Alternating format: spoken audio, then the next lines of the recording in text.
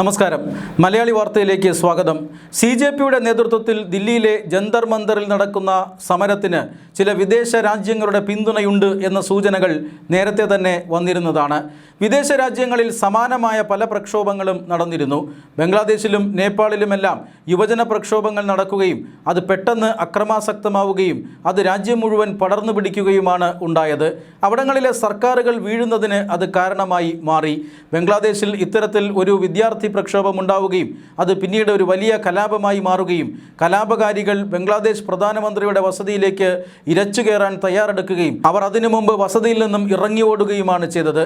അങ്ങനെയാണ് ബംഗ്ലാദേശിൽ ജനാധിപത്യപരമായി തിരഞ്ഞെടുക്കപ്പെട്ട ഒരു ഭരണകൂടം നിലംപതിച്ചത്. ഇങ്ങനെ പ്രക്ഷോഭകാരികൾ ഭരണം കയ്യിലെടുക്കുന്നത് അല്ലെങ്കിൽ പ്രക്ഷോഭകാരികൾ രാജ്യം പിടിച്ചടക്കുന്നത് തടയാൻ അവിടുത്തെ പോലീസിനോ അല്ലെങ്കിൽ അവിടുത്തെ പട്ടാളത്തിനോ സാധിച്ചിരുന്നില്ല. രണ്ട് സംവിധാനങ്ങളും സമ്പൂർണ്ണമായി പരാജയപ്പെടുകയായിരുന്നു. നേപ്പാളിലും മറിച്ചല്ലായിരുന്നു സ്ഥിതി. നേപ്പാളിലും ഒരു വലിയ രീതിയിലുള്ള യുവജന പ്രക്ഷോഭം ഉണ്ടാകുന്നു. ആ പ്രക്ഷോഭമുണ്ടായി 4-5 മണിക്കൂറുകൾക്കകം പ്രധാനമന്ത്രി രാജിവെച്ച് പുറത്തു പോകുന്നു, സർക്കാർ നിലംപതിക്കുന്നു. ഇതാണ് നേപ്പാളിലും ഉണ്ടായത്.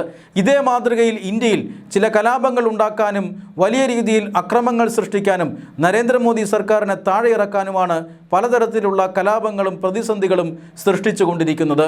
ഇപ്പോൾ CJPയുടെ നേതൃത്വത്തിൽ നടക്കുന്ന സമരവും അത്തരം ശ്രമങ്ങളുടെ ഭാഗമാണ് എന്ന് വിലയിരുത്തുന്നവരാണ് അധികവും.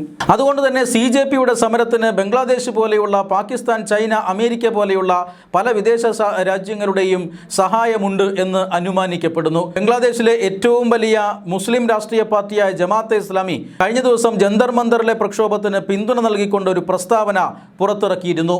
ആ പ്രസ്താവനയിൽ ഇതൊരു ഇസ്ലാമിക് മൂവ്മെൻ്റ് ആണ് എന്നാണ് അവർ ഈ ഒരു പ്രക്ഷോഭത്തെ, CJPയുടെ പ്രക്ഷോഭത്തെ വിശേഷിപ്പിച്ചത്. അത്രമാത്രം പിന്തുണയും സഹായവുമെല്ലാം ഈ ഒരു സമരത്തിന് ബംഗ്ലാദേശിൽ നിന്നുണ്ട്. ഇതിനു പുറമെ ബംഗ്ലാദേശ് സർക്കാരിന് വേണ്ടി ഇപ്പോൾ പുതിയ പ്രസ്താവന ഇറങ്ങിയിരിക്കുകയാണ്. താരിഖ് റഹ്മാൻ സർക്കാരിന് വേണ്ടി ബംഗ്ലാദേശിലെ മന്ത്രി തന്നെ ഇപ്പോൾ ഔദ്യോഗികമായി ഒരു പ്രസ്താവന ഇറക്കിയിരിക്കുന്നു. ലോകത്തിലെ ഏറ്റവും വലിയ ജനാധിപത്യ രാജ്യമെന്ന നിലയിൽ ജനങ്ങളുടെ ആശങ്ക കേൾക്കാൻ ഇന്ത്യ തയ്യാറാകണം എന്നാണ് ഇപ്പോൾ ബംഗ്ലാദേശ് ഔദ്യോഗികമായി പ്രതികരിച്ചിരിക്കുന്നത്. ഈ രാജ്യത്ത് എത്രയോ സമരങ്ങൾ നടത്തുന്നു, എത്രയോ സംഘടനകൾ തെരുവിൽ കിടന്ന് സമരം ചെയ്യുന്നു. അതെല്ലാം ഇന്ത്യയുടെ ആഭ്യന്തര കാര്യമാണ്. സമരക്കാരുടെ കാര്യങ്ങൾ കേൾക്കാനും വേണ്ടത് ചെയ്യാനുമുള്ള ഭരണകൂടങ്ങൾ ഇന്ത്യയിൽ ശക്തമായി തന്നെ ഇപ്പോൾ നിലവിലുണ്ട്. ആ സാഹചര്യത്തിൽ ഇന്ത്യൻ രാഷ്ട്രീയത്തിൽ ഒരു വിദേശ ശക്തിയുടെയും ഇടപെടൽ ആവശ്യമില്ല. എന്നാൽ ഈ പറയുന്ന ആളുകൾ ഇന്ത്യയുടെ അകത്തേക്ക് നുഴഞ്ഞു കയറുകയാണ്. പൂർണ്ണമായും ആഭ്യന്തരമായ ഒരു കാര്യത്തിൽ ഈ ബംഗ്ലാദേശിനെ പോലെയുള്ള രാജ്യങ്ങൾ അഭിപ്രായം പറയുകയാണ്.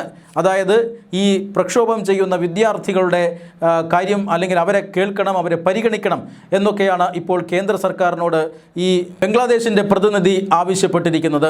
തീർത്തും ഇന്ത്യയുടെ ആഭ്യന്തര കാര്യങ്ങളിൽ ഇവർ ഇടപെടുകയാണ് എന്ന കാര്യത്തിൽ തർക്കമൊന്നുമില്ല. എന്നാൽ താരിഖ് റഹ്മാൻ സർക്കാരിൻ്റെ ഈ ഇടപെടലിനെതിരെ ശക്തമായ പ്രതിഷേധം ഉയരുകയുമാണ്. ഇന്ത്യ ഒരു ജനാധിപത്യ രാജ്യം തന്നെയാണ്, പക്ഷേ ഒരു പരമാധികാര രാജ്യം കൂടിയാണ്. അവിടെ നടക്കുന്ന കാര്യങ്ങളിന്മേൽ ഇങ്ങനെ ആർക്കും അഭിപ്രായം പറയാൻ വരേണ്ട എന്നാണ് സമൂഹ മാധ്യമങ്ങളിൽ ഈ താരിഖ് റഹ്മാനെതിരെ വലിയ പ്രതിഷേധം ഉയരുന്നത്. കാരണം ഒരു വലിയ ജനക്കൂട്ടം, അവിടെ ഉണ്ടായിരുന്ന വിദ്യാർത്ഥി സമൂഹം മുഴുവൻ ഒരു പ്രക്ഷോഭം സൃഷ്ടിക്കുകയും ആ പ്രക്ഷോഭത്തെ അവിടെ എത്തിയ ഇസ്ലാമിക സംഘടനകൾ കൈയടക്കുകയും അവരൊന്നായി ബംഗ്ലാദേശിൻ്റെ ഭരണകൂടത്തിലേക്ക് നുഴഞ്ഞു കയറി അല്ലെങ്കിൽ പ്രധാനമന്ത്രിയുടെ വസതിയിലേക്ക് ഇരച്ചു കയറുകയും ചെയ്തപ്പോൾ ബംഗ്ലാദേശിൻ്റെ പോലീസിനോ പട്ടാളത്തിനോ ഒന്നും ചെയ്യാൻ കഴിഞ്ഞില്ല. മാത്രമല്ല അവിടുത്തെ പ്രധാനമന്ത്രിയെ സംരക്ഷിക്കാൻ പോലും കഴിഞ്ഞില്ല. അങ്ങനെയുള്ള ബംഗ്ലാദേശ് മാത്രമല്ല, അതിനുശേഷം താരിഖ് റഹ്മാൻ സർക്കാർ അധികാരത്തിൽ വരുന്നതിന് തൊട്ട് മുമ്പ് അവിടെ ഉണ്ടായിരുന്ന ഇടക്കാല സർക്കാരിനെ നിയന്ത്രിച്ചിരുന്നത് ഈ ജമാഅത്തെ ഇസ്ലാമിയായിരുന്നു. ആ കാലയളവിൽ 6, 7, 8 മാസക്കാലം ആ കാലയളവ് മുഴുവൻ ജമാഅത്തെ ഇസ്ലാമി ഉപയോഗിച്ചത് അവിടുത്തെ ന്യൂനപക്ഷങ്ങളായ ഹിന്ദുക്കളെയും ക്രിസ്ത്യാനികളെയും ഇല്ലാതാക്കാനായിരുന്നു. ഹിന്ദുക്കളുടെ വീടുകൾ അടിച്ചു തകർത്തു, ആരാധനാലയങ്ങൾക്ക് തീയിട്ടു, വ്യാപാരശാലകൾ കൊള്ളയടിച്ചു. ഇങ്ങനെ ഹിന്ദുക്കൾക്കെതിരെ വലിയ കലാപമാണ് ബംഗ്ലാദേശിൽ ഏതാനും മാസങ്ങൾക്ക് മുമ്പ് നടന്നത്. അപ്പോഴൊന്നും ഈ പറയുന്ന താരിഖ് റഹ്മാന് നൊന്തില്ല എന്ന് തോന്നുന്നു. അതായത് ഈ ഹിന്ദുക്കളെ അവിടെ കൂട്ടക്കൊല ചെയ്തിട്ടും അവിടെ കലാപകാരികൾ അഴിഞ്ഞാടിയിട്ടും അവിടുത്തെ പോലീസിനോ പട്ടാളത്തിനോ ഒന്നും ചെയ്യാൻ സാധിച്ചിരുന്നില്ല. എന്നാൽ ബംഗ്ലാദേശിലെ പോലീസ് അല്ല ദില്ലിയിലെ പോലീസ്, ബംഗ്ലാദേശിലെ പട്ടാളമല്ല ഇന്ത്യയിലെ പട്ടാളം. ഇത് താരിഖ് റഹ്മാൻ കൃത്യമായി തന്നെ മനസ്സിലാക്കി മനസ്സിലാക്കേണ്ടതാണ്.